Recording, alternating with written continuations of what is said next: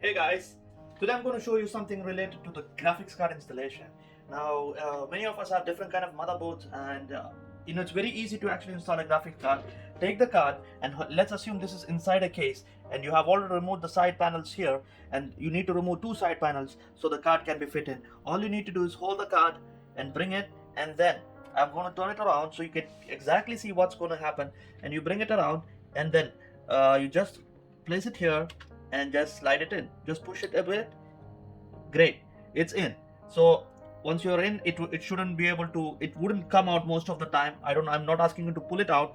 You have to screw these things properly, otherwise the card is going to move. That is going to be bad for the motherboard, bad for the card, and bad for everything. So make sure the card doesn't move. And you've already seen how to install the card. Now the reason why I made this video is to show you how to remove it from this particular motherboard, which is one of the worst possible motherboard in my opinion. They have gone the cheapest route in terms of the retention mechanism. So I'm not sure if the camera can pick up here.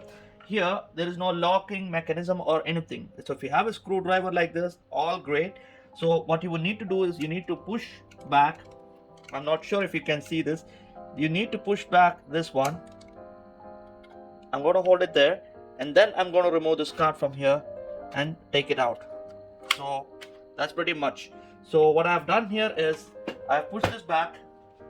I've pushed this back using the screwdriver and pulled out the card. So this will be holding your motherboard, and that if you don't move it, if you're going to snatch the board out, the graphics card out, this might get damaged and you will damage your whole motherboard.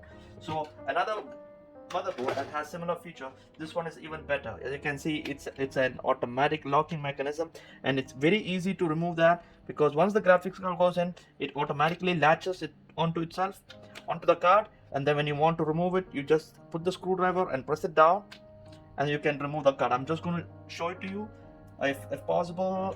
Let's see if it is possible for you to see it. So I'm going to install the card, and you heard the click, and you can see from here, now it's locked. It's already in the lock. So what you need to do is you need to put this screwdriver, or you can use your fingers to press it and then pull the card. So that's how the card comes off. So that's and there are other motherboards which have bigger clips and much easier to remove, but this must be kept in mind when you are installing and removing a graphics card. So that's pretty much, guys. I hope you learned something today. Beware of this clip and take safe measures.